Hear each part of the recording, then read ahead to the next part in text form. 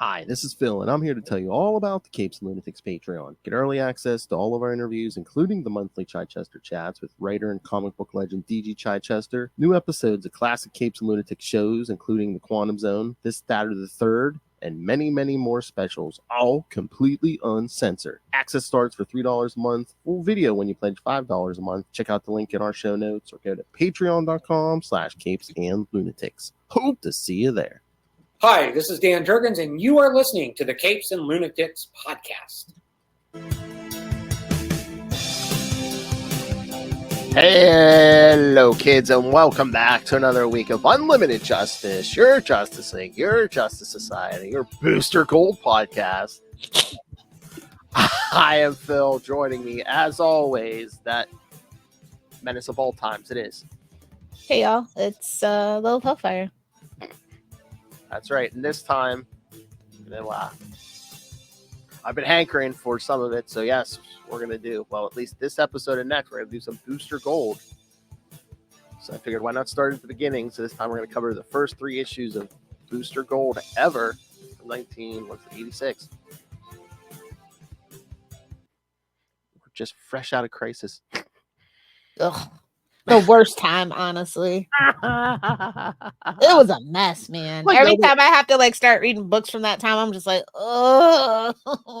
Everyone's like, wait a minute. What's still in canon? What's still not in canon? What didn't burn F up? They could have put a freaking guide out, they're lazy. I know.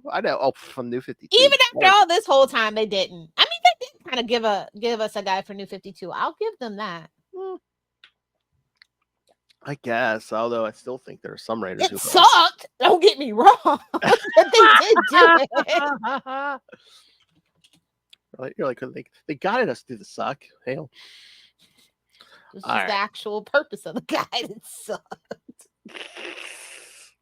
Well, New 52, they wanted everything right at that moment. They're like, yes. So we're only 5 years in, but we have every single character who's ever showed up in DC. So. No, I think that's the worst timeline. 52 is the worst timeline. Crisis is the second. The original Crisis is the second worst timeline. It was the beginning of our suckage road trip. Oh, yeah. All right. So, let's jump in here. We'll I had forgotten that they kept his origin a secret for the first couple issues. You didn't know where he came from, which I guess eventually they gave you enough clues. But I mean, if we're gonna cover Booster Gold every now and then, we have to do the Smallville episode. Okay, yeah, sure. Dust off the old Blu-ray collection, complete series, or I could do individuals. It doesn't matter. No, we can do Booster Gold. That's fine for this. I think I even have the first couple of seasons on VHS somewhere too. What, Smallville? Yeah. I'm sure you do. I was gonna say I know I have at least. I think DVDs, the whole thing. Yeah, I have the DVDs. I have the Blu-rays. Like I said, I'm pretty sure first couple of those seasons are actually on VHS because it's so fucking old. Little stole the actual what they shot it on.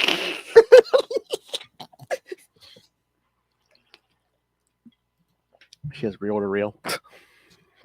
That's not that old. All right, so. All right, here it is. The very first one. Booster Gold number 1 from February 1986. The Big Fall. Writer and penciler Dan Jurgens, inker Mike DiCarlo, colors Tom Zayuko, letterer Augustin Moss, and editor Janice Race. Booster Gold is Metropolis' newest protector, yeah, sure, Jan, as well as the corporate mascot of Gold Star Inc. With his flying. Wait, hold on. I find it interesting that Tom's here because I know him for Hellblazer, so I find that that's an interesting choice. Yeah. With his flying robotic companion Skeets, he seeks to make a name for himself. Skeet from the window to the wall. He seeks to make a name for himself at every possible venue, not the least of which includes brokering for movie deals and merchandise. Does this feel like an episode of The Boys all of a sudden now? I know. with a less rapey vibe. Yes. Yeah. Well, Well, Ken, if you're dealing with Hollywood, when do you not get a rapey vibe? exactly. Trying to get a movies and merchandise. I was going to say it sounds like us. Currently, Booster's completing a workout at the Metropolis Athletic Club. As he finishes up, he dons his superhero costume and marches out into the street. He gets into his limousine and speaks with Dirk Davis, his agent at Gold Star Inc. Never trust a guy named Dirk. Life pro tip with Lilith Hellfire. That's right. They only got one thing on their mind, huh? Not you, Dirk Bentley. You're okay. Dirk Bentley, you're okay. Oh, my Lord. Are you listening to the country? A little bit. Oh, Lord. 90s country is the best country. I will not be taking any question. She has become a mom. Oh, God. Suddenly, a large red battle tank screams down the road, ramming several cars off the highway. No, it is not Lilith.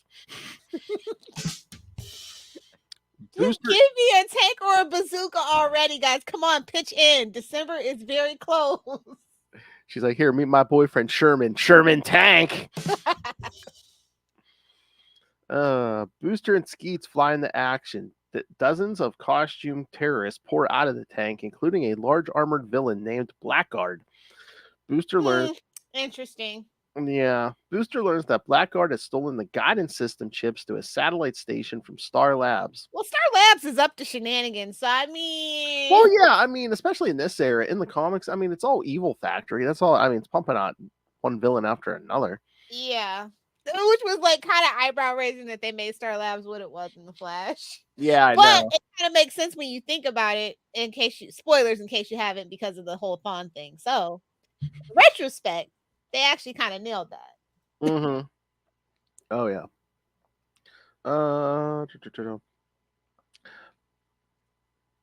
They begin fighting one another. Yes, the adversaries begin fighting one another, but Blackguard keeps Booster at bay with his energy mace and force shield. He manages to slow Blackguard down, however, by manipulating him into the path of a high-voltage power terminal. Oopsie! Did I do that? Shocking! Recovering the guidance chips, Booster flies them back to Star Labs. The press corps arrives, and Booster openly brags about his accomplishments. Star Labs administrator Jeanette Clyburn runs outside and admonishes Booster for telling the press about their top-secret endeavors. You big mouth! Yes, look at these top secret chips I recovered. Suddenly, a new costume villain named the Mind Dancer arrives and attacks Booster Gold. Emitting a blast of energy, she nearly incapacitates him in front of a sea of reporters. Meanwhile, in a towering office space several blocks away, a shadowy man with a cane monitors the press reports with great interest. He is determined to learn all he can about Booster Gold.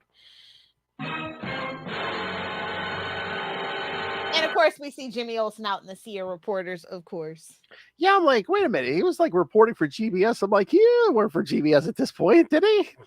I don't remember this in my Electric Mullet rereading. Jimmy had a side life, don't you know? Like, one thing about Jimmy Olsen, he had a side life, homie. Oh yeah, he's side hustling, yeah. But I don't know. What is this? February '86. So it's almost like it's this weird period here where it's like, in some books, crisis seemed to take longer to take hold than others. Some it immediately took hold. Others it kind of that's because the writers had more sway and cachet at this time. So they're like, we'll get around to doing your stupid little thing that you did, but I'm gonna finish what I was doing. Definitely those vibes back then. Yes. Oh yeah, here it is. It is reasonable to assume that Jimmy Olsen's appearance in this issue has since been retconned after the final issue of Crisis. The Olsen that appears in this issue is clearly the pre-Crisis Jimmy. The post, yes, because he was a reporter for GBS. The post-Crisis Jimmy is a photographer for the Daily Planet and will not try his hand at reporting for several more years yet. So, how dare you, Crisis? You know the rule. Don't touch Jimmy. Exactly. So I don't know. What do you think about that cover for an issue 1? I don't know. I wasn't impressed with, the art's fine, but I'm just like, shouldn't Booster be more like, I don't know, kind of front and center, maybe like kind of just him and Skeets on What the cover. threw me, and this is how I like kind of thought maybe Booster Gold was gonna be a villain, is because he's got a $ in his name.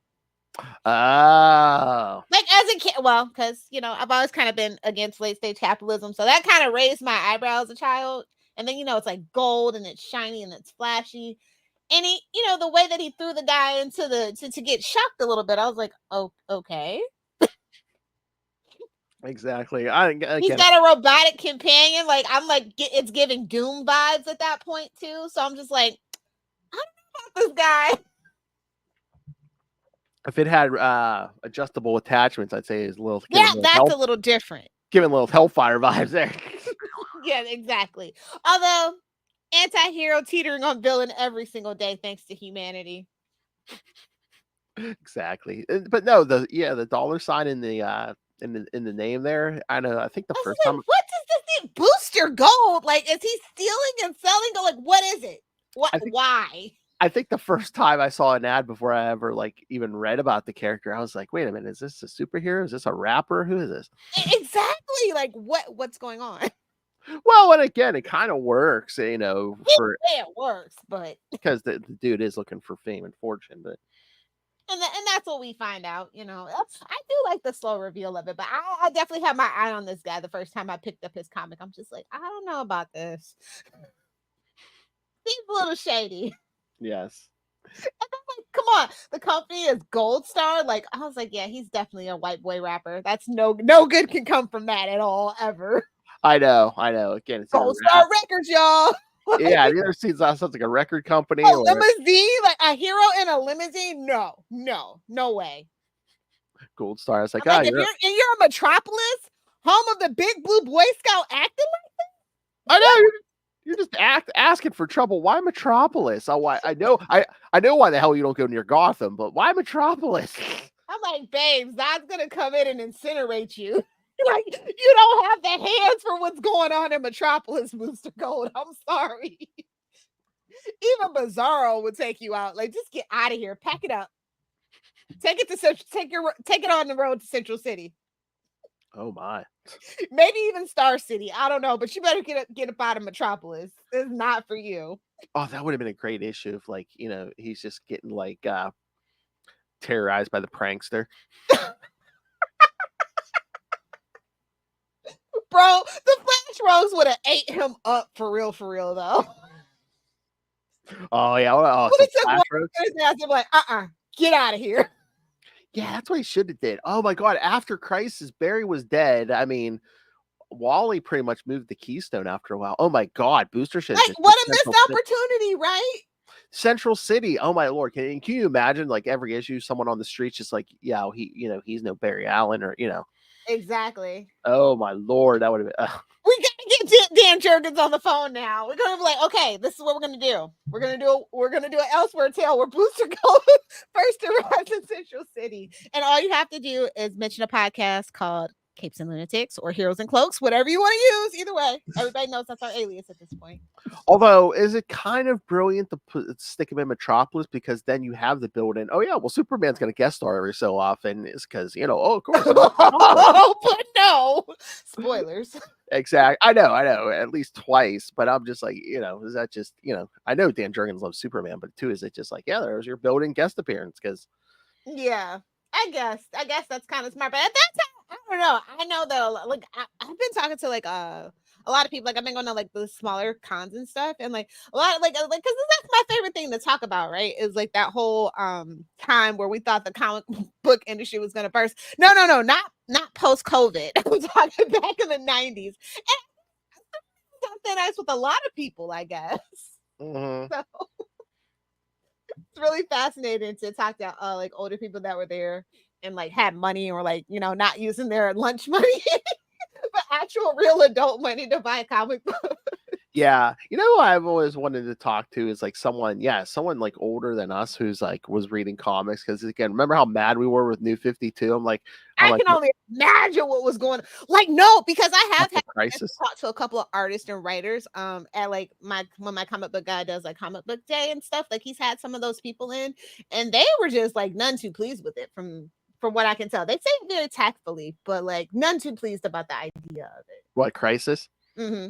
Well, again, no one had ever done it before. That was the first reboot. No one had done it before, really. Because like that's the thing. Like if you are like more so on the side of DC, you are about like history, because that's where most of the comic book history comes from. It's so rich, the lore is so deep, and it is a choose your own adventure with comics, especially right now. You can pretty much headcanon anything at this point and probably be right. And that's the beauty of it. We have the Earth 2, the Earth 3s, that whole beautiful multiverse, like before it was cool, basically. And it was so funny too, because they're Crisis. Earth 2 is better than Earth Prime. Fight me. I will fight you in the streets over that. Original Earth 2 was way better than Earth Prime.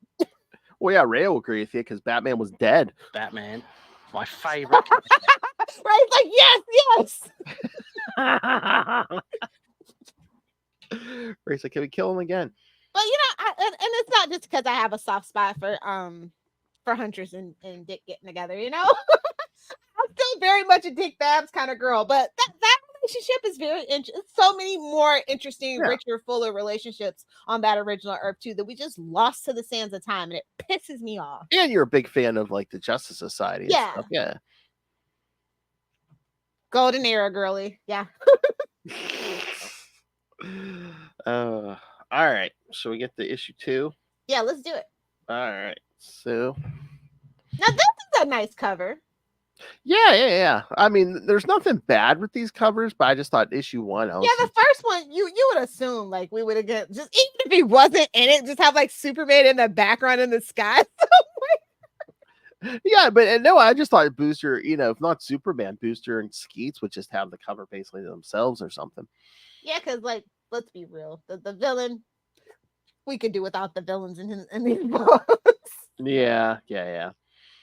All right, Booster Gold number 2 from March 1986, Cold Redemption. Looks like the same team. Yeah.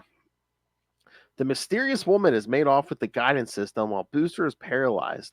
While the press badger him for info, he manages to overcome the mental and physical paralysis and gets up. With the help of his friend, Dr. Clyburn, he manages to answer a few questions and leave to rest and assess what to do. Yeah, Lilith's favorite, angry sex. You idiot!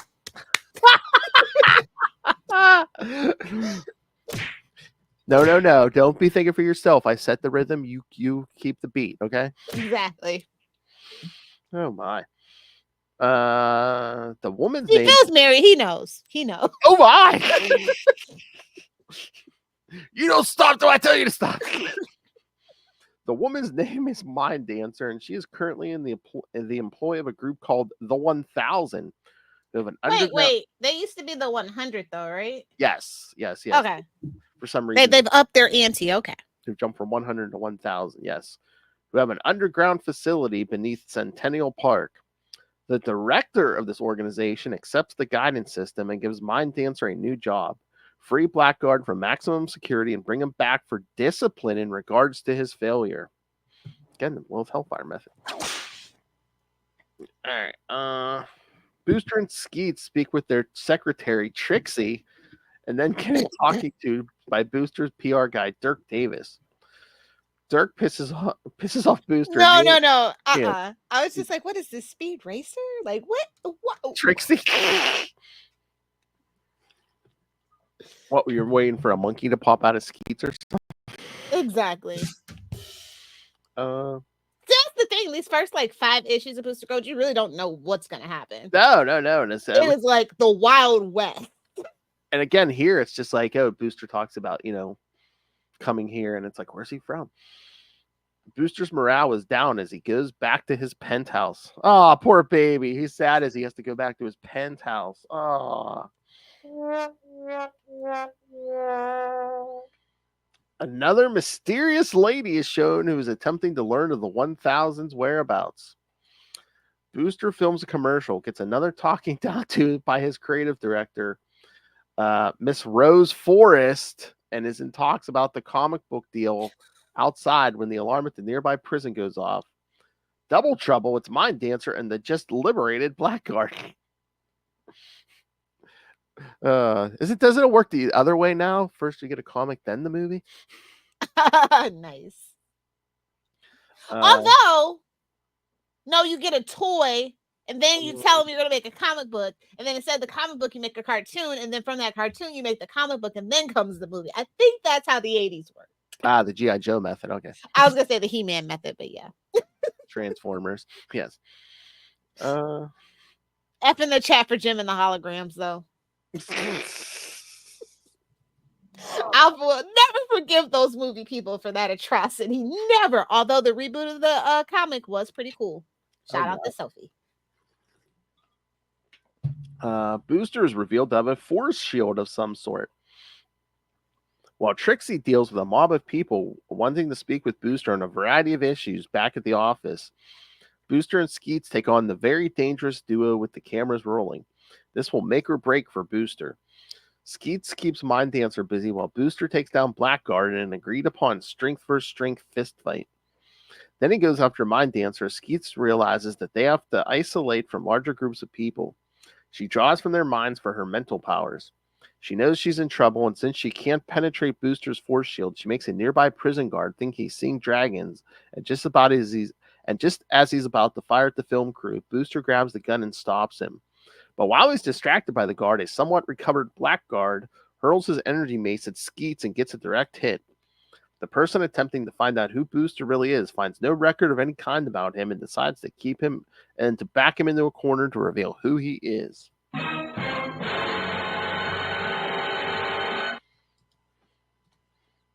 Yeah, you don't go after Skeets. Like, don't do that. Didn't we learn our lesson from that? Yeah, you would think. Oh, is this the first appearance? I don't know. This issue features Metropolis Prison, Strikers Island Penitentiary, which would be created as the main prison in Metropolis a year later. Yeah. Weird. Exactly. And again, the mysterious woman is, of course, Thorn. Oh, yeah. Oh man. I mean that's a dig deep moment, you know. That, like Brave and the Bold or something. Her last appearance before this was Brave and the Bold 189 in 1982. Yikes! Oh man, look at that cover. Yeah, she's looks like she was. Now that's how Poison Ivy should be dressed. I was gonna say she looked like she was at the Poison Ivy garage sale there. Yeah. You know what? I would actually love that for Harley Quinn animated. Like they're going through like villains going out of business sale, villain reforming sale or whatever it is. I'm going straight this time. I swear. Here, all my gadgets on display. I need to do that. Oh my lord! Yeah, see, yeah, just all the Easter eggs, all the old costumes. Oh my god, Bane! Well,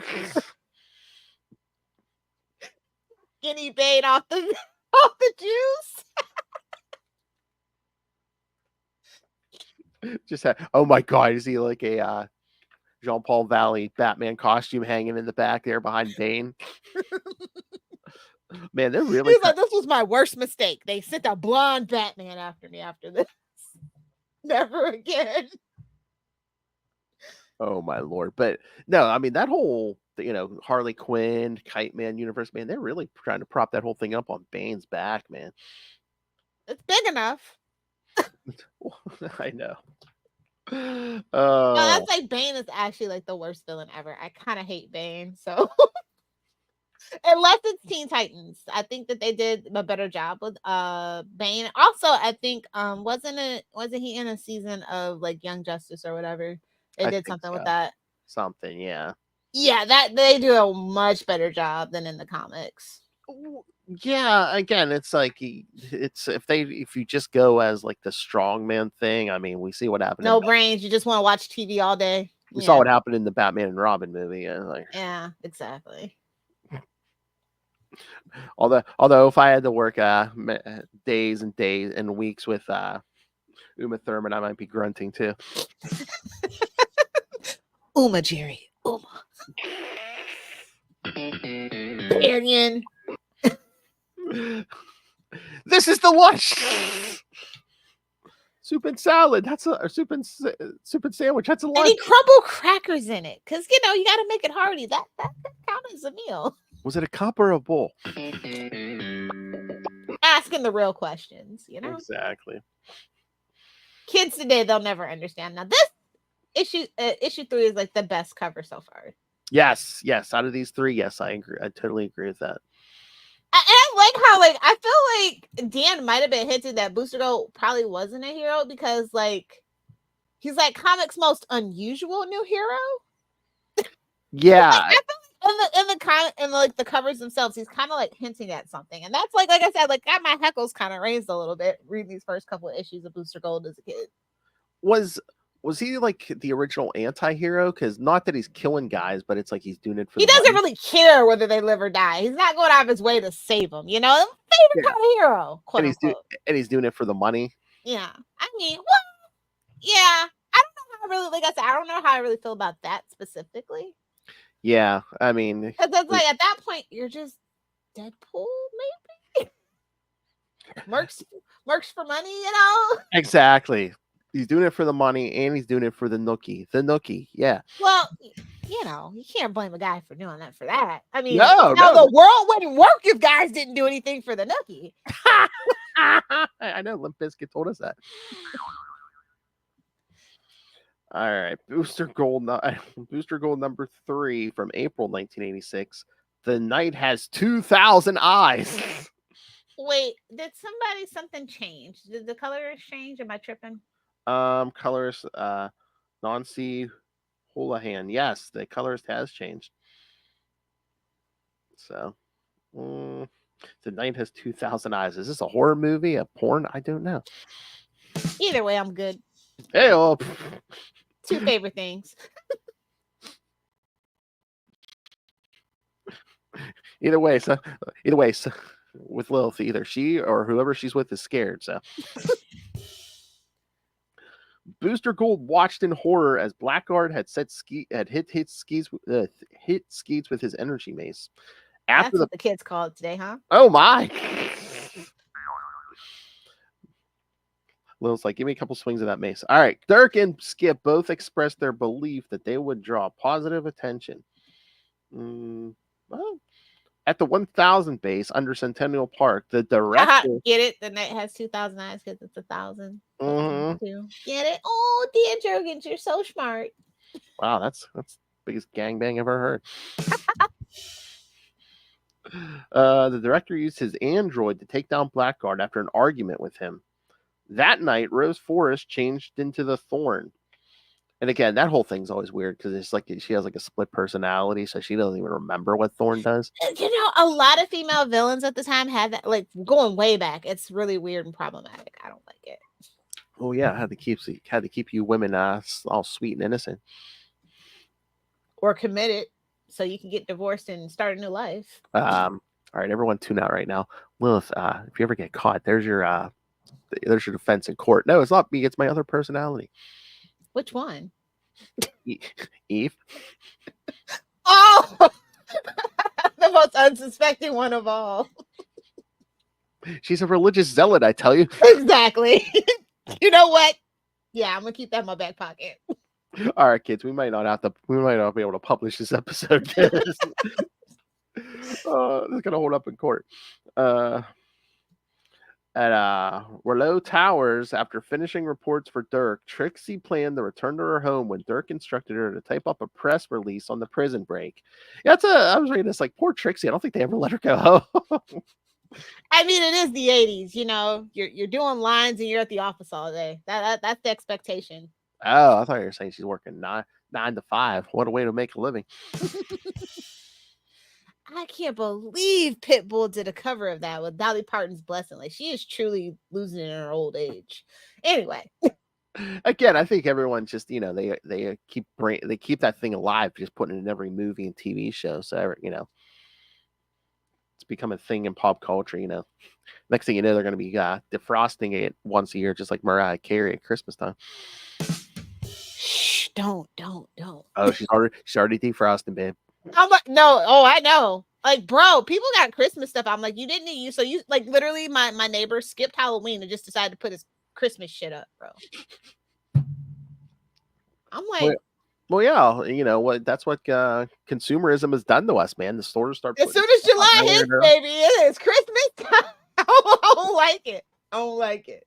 It's like, oh no, I think maybe July they start putting out the back to school stuff. Then that's like by the time school actually starts, yeah, the Halloween stuff's up. And I hate it here. quit making time run faster. Exactly. Meanwhile, Booster would be going on a date with Monica Lake at the Imperial. Although Monica claimed that they had been dating for weeks, they had actually known each other for an hour, and she had only made the claim for publicity. I said she a gold digger. What? It works on so many levels. Oh, there's your one-shot DC. Booster Gold Digger. You know what? Go ahead and let Kanye write it. Go ahead. See what happens. I'd say she's a Booster Gold Being Digger. a maniac again. Let's see what happens. Can't be worse than letting Kevin Smith write. You might get it on time.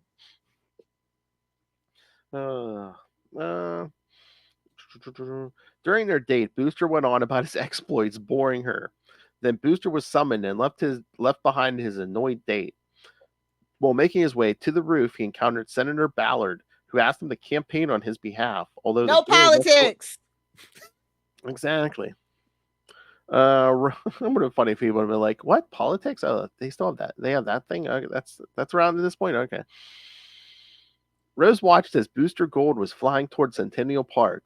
When he arrived at Centennial Park, he was reunited with Skeets, who was not destroyed by Blackguard. Yeah, did you remember? How'd you feel about that? He's like, oh yeah, I was faking. Sometimes you gotta do what you gotta do. I mean, I don't, because I'm brutally honest. Yes, Lilith is a harsh critic. Yes. I don't consider myself ethical, but I do consider myself fair. Hey, man, she's not a liar. At Newton, Trixie was brought to her Aunt Jeannie's house by Eddie, who, when she entered the house, Aunt Jeannie showed her news coverage of Booster and Monica's rumored engagement. Dang, that escalated quickly. Hey, man, things move fast in Metropolis. I was like, that sounds like a Beard situation at this point. Oh, my. Oh, my. Oh, my Lord. Why would a blonde biscuit need a beard? I'm a sucker for a guy with a powerful rod. Oh, yes, I forgot. Okay. Exactly. It's still the 80s. Might be comic books, but it's still the 80s. Mm-hmm. No, Lilith, he just has a roommate. Which could mean nothing, or it could mean everything. Yes, it's the 80s in comics. I could go either way. Meanwhile, Skeets led Booster into the 1000 base under Centennial Park, evading the defense systems until Mind Dancer confronted and defeated him with her Brain Bolt. At approximately 3:00 a.m., Senator Ballard phoned Myron and declared that it was time to move against Booster Gold and Gold Star Inc. Well, that escalated quickly. I know. They're going to campaign for me? Lock them up! You can't give me an endorsement, I'll destroy you. Definitely a Republican. I was going to say, you don't endorse me, so I hate you and want to destroy you. See, if he was a Democrat, all of the Clintons, he'd be dead. I don't know. That's the difference. This plane is giving me Bigly vibes. That's all I'm saying. Nice. Booster woke up a prisoner in the base with Skeets and Mind Dancer prepared to execute the former alongside Blackguard. Yeah, this book is like, the trajectory's like, I know that last page is basically like, you expect me to talk? No, Mr. Bond, I expect you to die. The senators said, yeah, we're going to try killing them real quick, real early. Yes. Around. We tried killing them, yeah. Now, this is kind of a fun romp.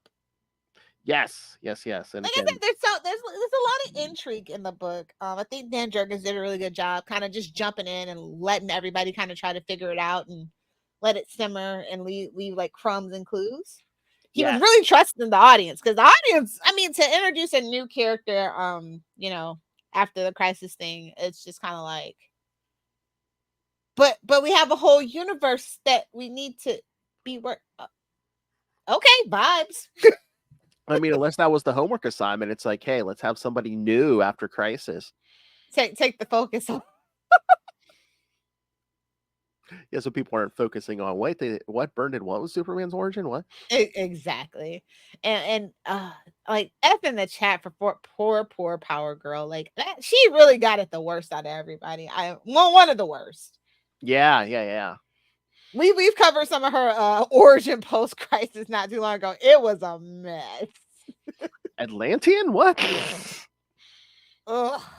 That one had to be like one of the like, I don't know. They were definitely doing drugs on that one. Well, yeah. Well, it's like, oh, she's a Kryptonian from Earth 2. Well, there was no Earth 2. Oh, crap. Exactly. What kind of... too would love to float along in the void, you know? Well, it's like, and then they, you know, Just leave my ship floating in the void, whatever comes. Hey-oh. Whoa. Oh, my. Like the Legion of Superheroes. There was no Superboy. Oh, crap. The fist that broke through. Wow. The fist that broke the universe again. Well, it didn't get fisted yet, but no, it was just basically anyone fisted it was burned. It was like, yeah, no, there was no Superboy ever. What? And that's what I mean. Like, I know. And then they kept trying to go back, and I really, really hate that whole thing for Superboy. I hate it so much. Hey, did you see any of the announcements from New York Comic Con? No. Oh, did you? Well, next year, you're going to be getting a Aquaman book again. Okay. By Jeremy Adams, who's writing Green Lantern right now. Oh, okay. I can give that a go. He's good. Yeah. So. Well, you can be good with the core dynamics, literally the core dynamics of the Green Lantern. But I feel like Aquaman, you have to really have a love, and if you don't, well, it shows. Well, before Green Lantern, he was writing Wally, so I mean, he did do a good job with Wally too. So okay, you know what I mean, though. Like there's like I say this all the time. There's people that get assigned to it, and then there's people that pitch and beg to be a part of a certain character, and they want to right the wrongs that have happened. Yeah, no, I mean, me and Will talked to him once. He does seem like he's a very nice guy, and he's like a big fan of like comic, like the industry, and you know, especially these characters. So okay, yeah. We kind of went over the books, but it's okay. I do want you to pick. You know what? I do want everybody to pick up Multiverse. I changed my mind. Go pick it up. And by the time this comes out, it should be around the time. It might be a little before, might be a little after. But yes, we are doing an interview with our good friend Kelly Thompson once again about Absolute Wonder Woman #1. So that's gonna be so much fun. Oh, I guess we could talk Action Comics. We didn't really touch on that. Oh, that's okay. Another Mark Waid book. Trapped in the Phantom Zone. Yeah. The Phantom Zone is a very contentious thing for a lot of people, but I thought this was really fun. Yes. And it's like he's like doing a weekly story right now. Yeah.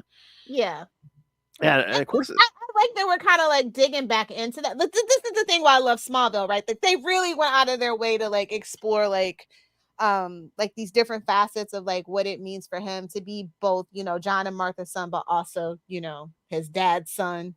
Yeah. And like how he has to kind of like fight against it. And I feel like that those are kind of the vibes that Mark is like kind of taking on with this one too.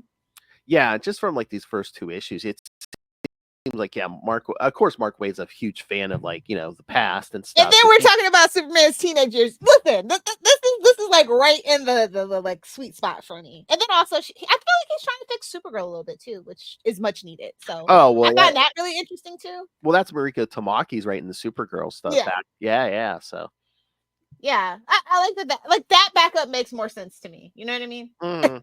Oh yeah, and again, it's like because like it's like, you know, lately Power Girl, again, no problem, we love Power Girl, but she's been getting more love than you know, they really haven't been doing much with Supergirl.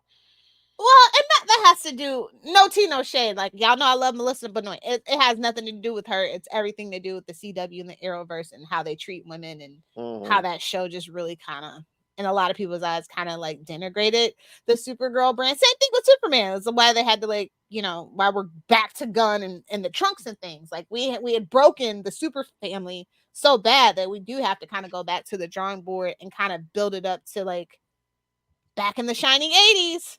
Like that's where he was like the most popular. That's like, I feel like that's the thing that people most resonate with Superman, is that symbol of hope and just being good for the sake of being good. Like I think we need so much more of that in this world. Oh yeah, definitely. And I think they finally realized that's what works for the super family. And you can still be interesting and complex, because the struggle to do good, especially in this world, like why? Just let it burn. You're pretty much immortal. Just let it burn, and whatever comes next comes next. That's what I do. I'm totally Vandal Savage in this situation. I'm just burn. Oh yeah. Sorry. Better luck next time. But no, it seems like they're coming around. They finally figured out, we need that, old school Superman back, Mark Waid on the doing a lot of damage control on a lot of these books, and then the whole gun thing with the crypto in the movie. It seems like we're definitively coming out and saying, this ain't Zack Snyder. We're getting rid of the Snyder Bros. Finally, I'm so excited. Which were all bots. I'm pretty I was gonna sure. say, shut them bots down. Save your bandwidth, kids. Shut them down.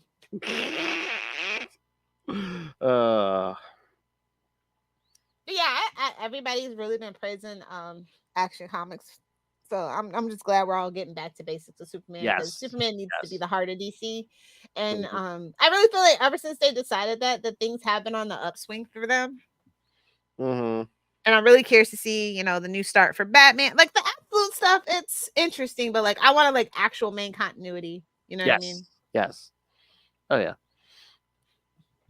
Oh, did you also? Oh my God! They also announced like Comic-Con, I guess, starting early next year. They're doing a reboot of the Power Company. But I guess I did hear that though. But I heard that a while ago. Which there's some good and bad there. I mean, it seems like it's going to be every member of the group's going to be a person of color. Like Joe Mullen, the Green Lantern, is going to be in there. Cole. Who else is in there? A lot of our Bat family members, people of color, are in there. Well, did they remember Duke? Yeah, it looks like Duke is in there, but also Mr. I Am Batman is in there too. So. Oh. Yeah. I thought we were going to pretend like that didn't happen. I don't think. No, I think he's in there too. So. Well, that's an interesting artistic choice. You know what I'm actually excited for is the Absolute Martian Manhunter, actually. Yes. I did see some of that. Did you also see Al Ewing's doing the Absolute Green Lantern too? Yeah, I was like, look at y'all getting that's an interesting pool that they decided to pull. Yeah. Because I don't know how much into the skiddy's steering, but it sounds like there's gonna be like a kind of horror vibe almost to the Green Lantern one. So. Well, that makes sense. Because it's Al. Being a cop is a nightmare. You should choose a different profession. Oh my! And of course it's how. Not you, Kilowog. We love you, Kilowog. It's the Human Lanterns. But yeah, I did see that. Yeah, the Absolute Martian Manhunter. That looks interesting too. That's about that. Like that. I think that's going to be the most interesting one for sure. Oh yeah, I mean, you can really think outside the box with him, because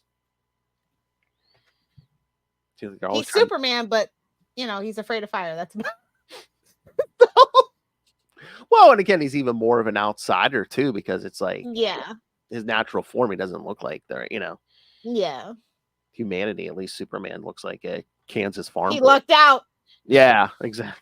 Pretty privilege. Let's talk about it. Superman has that white privilege. There's a headline. All right. Anything else? Oh, there was that. They announced that Become the Night game for MetaQuest. It's coming out. Yeah. Let me guess. I thought that was really cool. What Batman? I'm gonna be playing that. That comes out in February. What is it? Batman? Yeah. Of course. Become the Night. Yeah, I think Let me see. I did think I did saw a preview or something for that. Yeah, that looks cool. Hold on, I'll show you guys if I can find the dang thing I clipped. Gotta be careful. Yeah. Hey fans, yeah, you want me to review it? Yeah, send me a meta quest. Oh, I mean, yeah. I mean, honestly, the holiday season is coming. Even if they don't send it, it should actually be like $100 cheaper. It's almost it's like slightly less expensive than a PlayStation 5. Yes. I have an old Meta Quest. Now I've been looking to upgrade. Like I was gonna get the new one as soon as it came out, but I always remember with things like this, you want to let it simmer, marinate, and figure out the bugs. Yes. And you want new games to come out for it too. So yes. I decided I was just gonna wait this year for Christmas to get it, and I think I'm gonna upgrade. And this is gonna be the first game that I play. I was gonna say, I just got a good deal on Amazon. All right, spoilers in January for John Byrne January over on We Are the Night. Yes, Batman podcast. Lilith doesn't even know this yet. Yeah, we're gonna do all the best Batman Superman Generations miniseries. Oh, okay, cool. And they had right now on Amazon the omnibus, which the cover price is it's like a hardcover omnibus. The cover price is $75. You can get it on Amazon right now for like $41. Send me the link. Okay. Yes. I will. So I was like, oh, it actually wasn't really like a lot of mainstream comic book stuff. It was more like Star Wars, and I saw a lot of Hasbro stuff for Comic-Con so far, New York Comic-Con so far. And there's like some Star Trek stuff too. Yeah. Well, again, yeah, so it's like it's just really not. It's a pop culture thing. It's not really comic books anymore. Yeah, again, all the big cons now. Yeah, you got to share the stage with everybody. Because like at this point, I think Warner Brothers specifically wants to give having their own con a go again, just so that they have more control over it. Kind of like all of Disney with D3 and stuff, D23. So. But bringing it back around, like if you really wanted to steer into that skid DC, you would have all your stuff at all the New York Comic Con, San Diego Comic Con, like hosted by someone like dressed like Booster Gold. Yeah. Or maybe like that. Maybe like that Booster Gold movie has literally been in for the last 15 years, like since the end of Smallville. Oh God, that's longer than that. 2011. Oh, yikes.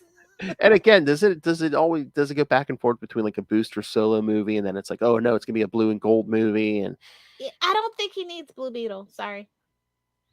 Yeah, is that a little much? Where like again for the general, that's too much to introduce. Like maybe the sequel for the general really audience. Think about it, yeah. You're gonna introduce two new characters. I've never really gotten the appeal of that team up. So. Well, again, I think just in that Justice League run by J.M. DeMatteis is basically. No, I get it, but actually outside of that, with JM not doing it, I don't get it. Yeah, no. If he's not attached to it, don't do it. It was the magic. Point. It was the magic of that little, of that original run. Those two were basically, the comic relief and stuff. Yeah. So, like, if he's not attached, then don't do it. I'm surprised they haven't tried an animated series. Yes. With JM as the showrunner. I'm just gonna put that out there. Yeah, or at least head writer or something. Yeah. All right, let's manifest that. I don't really think, unfortunately, at this time, I don't think that Warner Brothers is cares about their animated stuff, because that whole last animated movie universe was kind of a flop.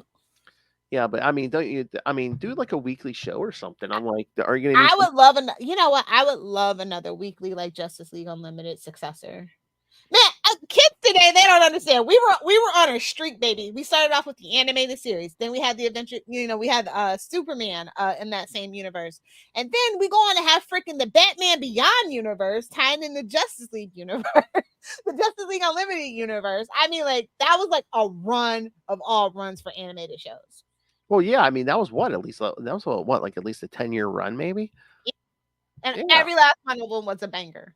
Yeah, people are even now coming around to Brave and the Bold, what genius that show actually was. Yeah.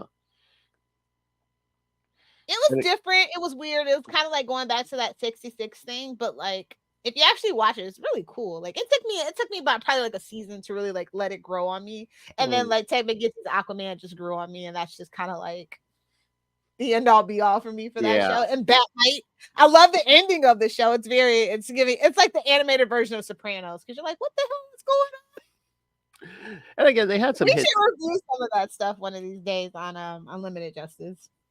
What, the Batman Brave and the Bold? Any of it, yeah, any of like the animated stuff. Oh yeah. I've been thinking I'm gonna like throw some animated stuff on some of these. So I mean, even on We Are the Night, I mean, I'll throw some Brave and the Bold on there. Oh yeah, for next year, yeah, because yeah, no, yeah, like I know, kids like gotta know. We gotta teach the kids, Phil. yeah, I know, like Will Allred, like like worships at the altar of that Green Lantern animated series. It is so freaking. It has no right to be that good. Exactly. No right to be that good. Especially when it came out. Well, again, I think it helped too. It came out around the same time as that live action movie too. So it definitely washes the taste of that movie right out of your mouth. Exactly. It's like, it could be worse, kids. Look at this. And that's the beauty of the animated show, is that they can actually give the non-human lanterns more of a chance to shine, as opposed to a live action TV show or movie could, just due to budget restraints. You know what I mean? And I think the non-human core members are like my favorites. Like I love Chip, I love Kilowog. Like I just want to show about those two, or just like a little, like remember the little shorts we used to get, like a little backup shorts. Yes. I would love that. Too bad Cartoon Network is. Anyway, Warner Brothers is a fucking mess. I know. You need to call me so we can get back on track at this point.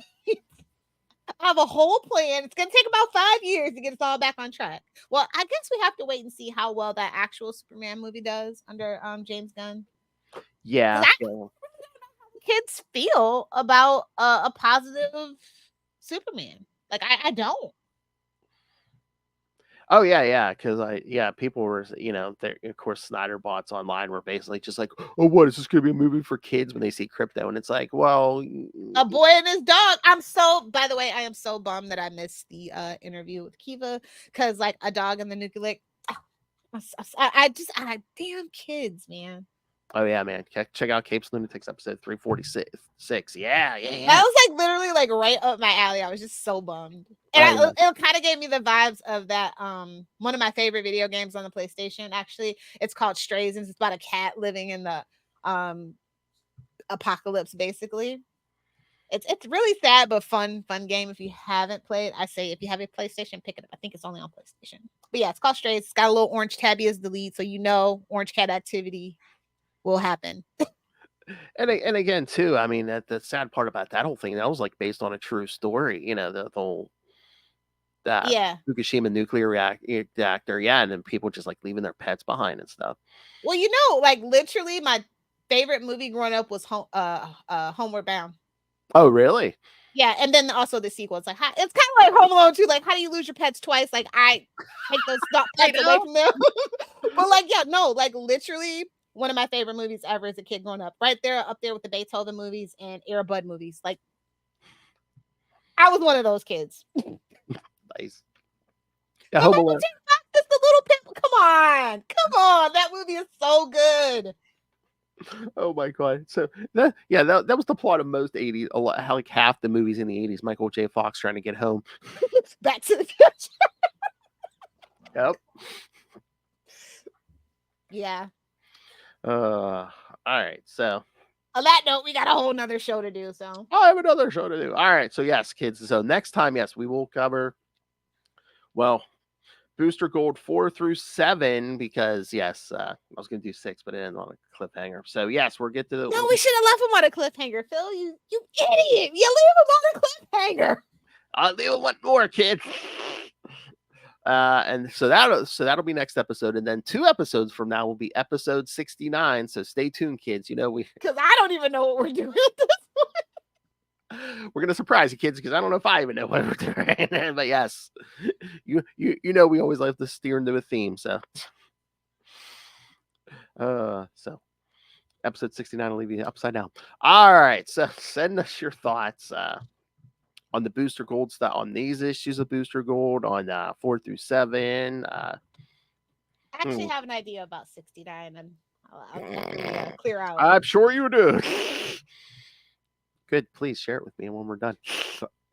All right. So send us your thoughts. Email us, CapesandLunatics@gmail.com, or call the voicemail 614-382-2737. That's 614-38-CAPES.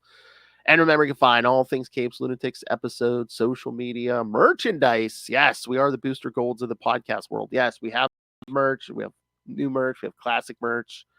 And again, we are the booster gold. So yes, we have Rain. We have a Cash App link. So please just random money on us because you love us. Make it rain. Don't make Did you hear Hmm. that DC and all in special? It went back for a second printing. I'm kind of surprised about that. Yeah. You know what? I think right now it's hot because it's kind of like the The all jumping on point. all the absolute stuff. So spinning out of that. Yeah.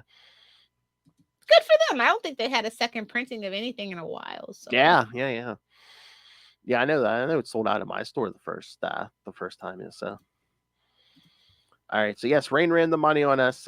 Please don't make us dance on that pole because there'll be 2,000 eyes on us. She looks like she was just working a stripper pole down at Divas.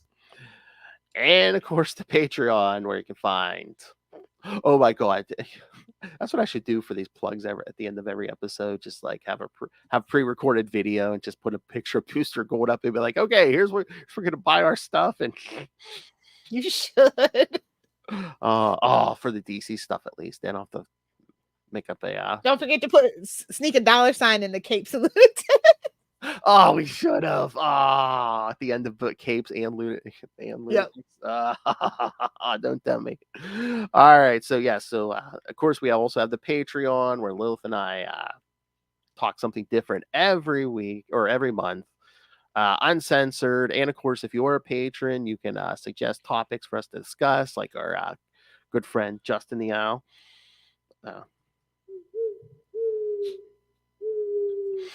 So subscribe to the Leave Patreon. Hootie to his blowfish, okay? Oh my!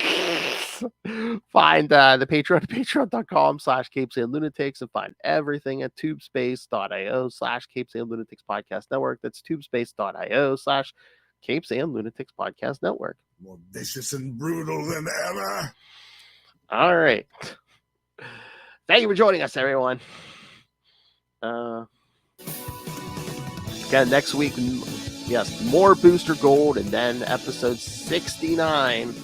Well, you have to wait and see, kids. The anticipation, kid. I'm going to tease you with that 69. And of course, we're going to get back to some more Salty and Petty, and want some more surprises for you. So, but until next time, come back. Remember to join us and get yourself some justice. Unlimited justice. Outrageous. Where's that justice come from?